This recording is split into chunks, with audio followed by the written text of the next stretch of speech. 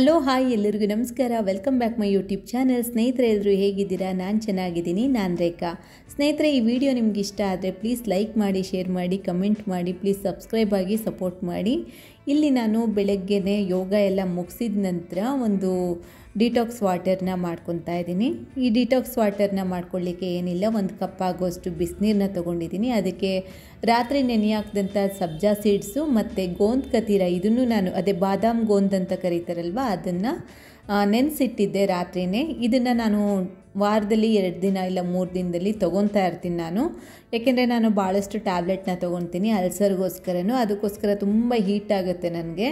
ಅದಕ್ಕೋಸ್ಕರ ನಾನು ಈ ಥರ ನೀರಿಗೆ ಬೆರೆಸ್ಕೊಂಡು ಒಂದು ಅರ್ಧ ಹೋಳೆ ಆಗೋಷ್ಟು ನಿಂಬೆಹಣ್ಣು ಕೂಡ ಹಿಂಡ್ಕೊತೀನಿ. ಈ ವಾಟರ್ ಅಂತೂ ವೆಯ್ಟ್ ಲಾಸ್ ಮಾಡೋರಿಗೆ ತುಂಬಾ ಹೆಲ್ಪ್ ಆಗಿದೆ. ನನ್ನ ಕಡೆಯಿಂದ ತುಂಬ ಜನ ಈ ಥರ ವೆಯ್ಟ್ ಲಾಸ್ನ ಮಾಡಿದ್ದಾರೆ. ಈ ಥರ ನೀರೆಲ್ಲ ಕುಡಿದು ತುಂಬ ತಂಪಾಗಿರುತ್ತೆ ದೇಹ. ಅದಾದ ನಂತರ ನಾನು ಬೆಳಗ್ಗೆ ತಿಂಡಿಗೆ ಇವತ್ತು ಬರೀ ಫ್ರೂಟ್ಸೇ ತಿಂತಾಯಿದ್ದೆ, ಎಗ್ಸ್ ತಿಂತಾಯಿದ್ದೆ. ಆದರೆ ಇವತ್ತು ಮೈಸೂರು ದಾಲ್ ದೋಸೆ ತಿನ್ಕೊಳ್ಳೋಣ ಅಂತ ಅನ್ನಿಸ್ತು. ಹಂಗಾಗಿ ರಾತ್ರಿಯೇ ನಾನು ಮಲಗೋದಕ್ಕಿಂತ ಮುಂಚೆ ನನ್ನ ಕೈಯಲ್ಲಿ 1-2 ಇಡಿ ಆಗೋಷ್ಟು ಮೈಸೂರು ದಾಲ್ನ ನೆನೆಸಿಟ್ಟಿದ್ದೆ. ಇವಾಗ ಚೆನ್ನಾಗಿ ತೊಳೆದು ಒಂದು ಮಿಕ್ಸಿ ಜಾರ್ಗೆ ಹಾಕ್ಕೊತಾ ಇದ್ದೀನಿ. ಈಗ ತೊಳೆದಂಥ ದಾಲ್ ಏನಿತ್ತು ಇದಿಷ್ಟನ್ನು ನಾನು ಮಿಕ್ಸಿ ಜಾರ್ಗೆ ಹಾಕ್ಕೊಂಡು, ಅದಾದಮೇಲೆ ಇಲ್ಲಿ ನೋಡಿ 2 ಹಸಿಮೆಣ್ಸಿನ್ಕಾಯಿನೇ ಇದು ಕಲ್ಲರ್ ಬಂದಿತ್ತು. ಕಲ್ಲರ್ ಚೇಂಜ್ ಆಗಲ್ಲ ಅಂತ ಹಾಕ್ಕೊಳ್ತಾ ಇದ್ದೀನಿ ಈ ಕಲ್ಲರ್ನ ಅಷ್ಟೇ. ಸ್ವಲ್ಪ ಹಸಿ ಶುಂಠಿ, ಹಸಿಮೆಣ್ಸಿನ್ಕಾಯಿ, 1 ಬೀಟ್ರೋಟ್ನ ಹಾಕಿದ್ದೀನಿ. ಅದಾದಮೇಲೆ 2 ಚಮಚ ಆಗೋಷ್ಟು ಓಟ್ಸ್ನ ಹಾಕ್ತಾಯಿದ್ದೀನಿ. ನಿಮ್ಮ ಹತ್ರ ಓಟ್ಸ್ ಇಲ್ಲ ಅಂದರೆ ಒಂದು ಕೆಲಸ ಮಾಡಿ, ಗೋಧಿ ಹಿಟ್ಟನ್ನು ಹಾಕಿ, ಇಲ್ಲಾಂದರೆ ರಾಗಿ ಹಿಟ್ಟು ಹಾಕಿದ್ರೂ ನಡೆಯುತ್ತೆ, ತುಂಬ ಚೆನ್ನಾಗಿರುತ್ತೆ. ಅದಾದಮೇಲೆ ಒಂದು ಅರ್ಧ ಚಮಚ ಆಗೋಷ್ಟು ಜೀರಿಗೆನ ಹಾಕ್ತಾಯಿದ್ದೀನಿ. ಜೀರಿಗೆನ ಹಾಕೋದ್ರಿಂದ ರುಚಿನೂ ಕೂಡ ಹೌದು ಮತ್ತು ಜೀರ್ಣ ಕೂಡ ಚೆನ್ನಾಗಾಗುತ್ತೆ.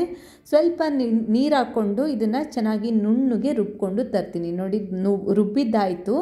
ಕರೆಂಟ್ ಬೇರೆ ಹೋಗಿತ್ತು, ಹಂಗಾಗಿ ನಾನು ಅದನ್ನೆಲ್ಲ ತೋರ್ಸೋಕ್ಕಾಗಲಿಲ್ಲ. ಇವಾಗ ರುಬ್ಬಿಟ್ಕೊಂಡಿದ್ದೀನಿ. ಈಗ ದೋಸೆ ಹಾಕ್ಕೊತಾ ಇದ್ದೀನಿ. ತವ ಚೆನ್ನಾಗಿ ಕಾದಿತ್ತು. ನಾರ್ಮಲಾಗಿ ದೋಸೆ ಬಳಿಬೋದು ಆರಾಮಾಗಿ, ತುಂಬ ಚೆನ್ನಾಗಿ ಎದ್ದು ಬರುತ್ತೆ, ಏನು ತೊಂದರೆ ಇಲ್ಲ, ಅಂಟ್ಕೊಳ್ಳೋದಾಗಲಿ ಏನಿಲ್ಲ. ಸ್ವಲ್ಪ ಎಣ್ಣೆನ ಹಾಕ್ತಾಯಿದ್ದೀನಿ ನಾನು. ಒಂದು ಅರ್ಧ ಚಮಚ ಆಗುವಷ್ಟು ಎಣ್ಣೆನ ಹಾಕ್ಕೊಂಡು ಚೆನ್ನಾಗಿ ಬೇಯಿಸ್ಕೊತಾ ಇದ್ದೀನಿ. ತುಂಬ ಚೆನ್ನಾಗಿ ಬಂದಿತ್ತು ದೋಸೆ ಅಂತೂ, ತುಂಬ ಟೇಸ್ಟಿಯಾಗಿತ್ತು. ಇದಕ್ಕೆ ನೀವು ಗ್ರೀನ್ ಚಟ್ನಿನಾದರೂ ಮಾಡ್ಕೋಬೋದು, ಕಾಯಿ ಚಟ್ನಿನಾದರೂ ಮಾಡ್ಕೋಬೋದು. ನಾನಿಲ್ಲಿ ಟೊಮೆಟೊ, ಹಸಿಮೆಣಸಿನ್ಕಾಯಿನ, ಈರುಳ್ಳಿನ ಚೆನ್ನಾಗಿ ಫ್ರೈ ಮಾಡಿಕೊಂಡು ಅದ್ರ ಚಟ್ನಿ ಮಾಡ್ಕೊಂಡಿದ್ದೀನಿ. ತುಂಬಾ ಟೇಸ್ಟಿಯಾಗಿತ್ತು ನನ್ನ ಇವತ್ತಿನ ಬೆಳಗಿನ ಬ್ರೇಕ್ಫಾಸ್ಟ್. ನೋಡಿ, ಇದು ಟೊಮೆಟೊ ಈರುಳ್ಳಿ ಚಟ್ನಿ. ಇದ್ರ ರೆಸಿಪಿ ನಾನು ಆಲ್ರೆಡಿ ಅಪ್ಲೋಡ್ ಮಾಡಿದ್ದೀನಿ, ಒಂದು ಸಲ ಚೆಕ್ಔಟ್ ಮಾಡಿ, ತುಂಬ ಚೆನ್ನಾಗಿರುತ್ತೆ. ಒಂದು ಸಲ ಮಾಡಿ ನೋಡಿ. ಇದು ನನ್ನ ಬ್ರೇಕ್ಫಾಸ್ಟ್. ಮಧ್ಯಾಹ್ನ ಲಂಚ್ಗೆ ನಾನು ಅಪಾರ ತರಕಾರಿನ ಕಟ್ ಮಾಡಿಟ್ಕೊಂಡಿದ್ದೆ. ಬೆಳಗ್ಗೆ ಆರ್ಡ್ರ್ ಇತ್ತು ಅಂತ, ಅದರಲ್ಲಿ ಮಿಕ್ಕಿತ್ತು ನನಗೆ ಸ್ವಲ್ಪ ತರಕಾರಿ. ಹಂಗಾಗಿ ಇವತ್ತು ತರಕಾರಿ ಮತ್ತು ದಲಿಯಾನ ಬಳಸ್ಕೊಂಡು ಒಂದು ಹೆಲ್ತಿ ಲಂಚ್ ರೆಸಿಪಿನ ರೆಡಿ ಮಾಡ್ಕೊತಾ ಇದ್ದೀನಿ. ಇಲ್ಲಿ ಕೊತ್ತಂಬರಿ ಸೊಪ್ಪು, ಒಂದು ಸ್ವಲ್ಪ ಪುದೀನ ಸೊಪ್ಪು, ಸ್ವಲ್ಪ ಒಂದು 4 ಹಸಿಮೆಣ್ಸಿನ್ಕಾಯಿ. ಹಸಿಮೆಣ್ಸಿನ್ಕಾಯಿ ಯಾಕೆ ಇಷ್ಟೊಂದು ಹಾಕ್ತಾಯಿದ್ದೀನಿ ಅಂದರೆ ಸ್ವಲ್ಪ ಕೂಡ ಖಾರ ಇರಲಿಲ್ಲ. ಸ್ವಲ್ಪ ಹಸಿ ಶುಂಠಿ, ಒಂದು 4-5 ಇಳುಕು ಬೆಳ್ಳುಳ್ಳಿ. ಹಸಿಮೆಣ್ಸಿನ್ಕಾಯಿ ಸ್ವಲ್ಪ ಕೂಡ ಖಾರ ಇರಲಿಲ್ವಲ್ಲ, ಅದಕ್ಕೆ ನಾನು 4 ಹಾಕಿದ್ದೀನಿ. ನಿಮ್ಮ ರುಚಿಗೆ ಅನುಗುಣವಾಗಿರಲಿ. ತುಂಬ ಹೆಲ್ತಿ ರೆಸಿಪಿ ಇದು, ಒಂದು ಸಲ ಟ್ರೈ ಮಾಡಿ. ಇಲ್ಲಿ ನಾನು ದಲಿಯಾನ ತೊಗೊಂಡಿದ್ದೀನಿ. ನನ್ನೊಬ್ಳಿಗಷ್ಟೇ ಮಧ್ಯಾಹ್ನ ಲಂಚು.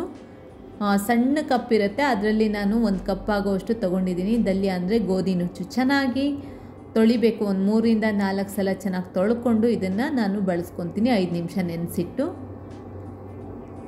ಇಲ್ಲಿ ದಲಿಯಾನ ತೊಳೆದು ಚೆನ್ನಾಗಿ ನೆನೆಸಿಟ್ಟಿದ್ದೀನಿ ನಾನು, ಒಂದು 5 ನಿಮಿಷ ಆಗಲಿ ಅಂತ. ಕುಕ್ಕರ್ಗೆ ಎಣ್ಣೆ ಹಾಕ್ಕೊಂಡು, ಎಣ್ಣೆ ಕಾದ ತಕ್ಷಣ ಕಡ ಮಸಾಲೆ, ಚಕ್ಕೆ, ಲವಂಗ, ಏಲಕ್ಕಿ, ಈ ಥರ ಇಷ್ಟೇ, ಜಾಸ್ತಿ ಇಲ್ಲ, ರುಬ್ಬೋಕ್ಕೆಲ್ಲ ಹಾಕಿಲ್ಲ ನಾನು.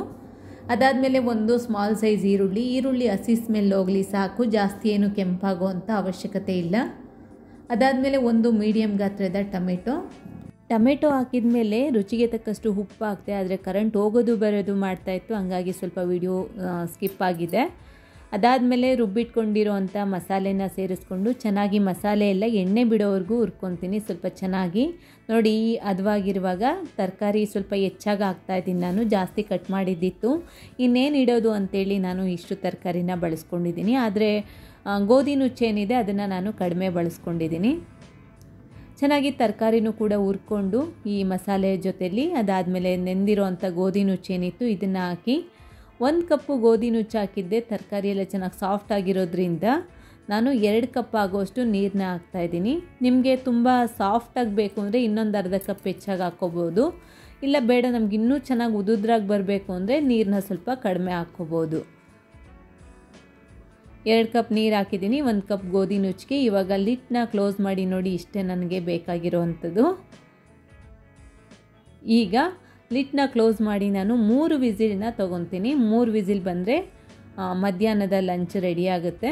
ಇಲ್ಲಿ ಪಕ್ಕದಲ್ಲಿ ಇಟ್ಕೊಂಡು ಹಾಲನ್ನ ಕಾಯ್ಲಿಕ್ಕೆ ಇಟ್ಟಿದ್ದೆ ನಾನು. ಪನ್ನೀರ್ ಮಾಡ್ಕೋಬೇಕು, ಅದನ್ನು ಕೂಡ ಮುಂದೆ ಇಟ್ಕೊಂಡು ಇದನ್ನು ಹಿಂದೆ ಇಟ್ಕೊಂಡಿದ್ದೀನಿ ಅಷ್ಟೇ.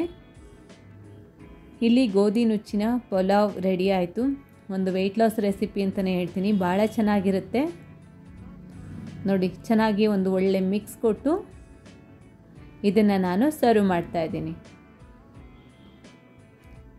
ನಾನಿಲ್ಲಿ ಜೊತೆಗೆ ಮೊಸರು ಬಜ್ಜಿ ಮಾಡಿದ್ದೀನಿ, ಸ್ವಲ್ಪ ಈರುಳ್ಳಿ ಟೊಮೆಟೊ ಹಾಕ್ಕೊಂಡು. ಅದಾದಮೇಲೆ ಸೌತೆಕಾಯಿ ಕೂಡ ಕಟ್ ಮಾಡಿ ಇಟ್ಕೊಂಡಿದ್ದೆ, ಅದನ್ನು ಕೂಡ ಸೇರಿಸ್ಕೊತಾ ಇದ್ದೀನಿ. ಇದಾಗಿತ್ತು ನನ್ನ ಮಧ್ಯಾಹ್ನದ ಲಂಚ್. ನೋಡಿ, ಈ ರೀತಿ ಇರುತ್ತೆ ನನ್ನ ಮಧ್ಯಾಹ್ನದ ಲಂಚ್. ಸಂಜೆ ಇವತ್ತು ಯಾವುದೇ ರೀತಿ ಟೀ ಕುಡಿಲಿಲ್ಲ ನಾನು, ಬರೀ ಬಾದಾಮಿ ಮತ್ತು ಅಕ್ರೋಡನ್ನು ತಿಂದ್ಕೊಂಡೆ.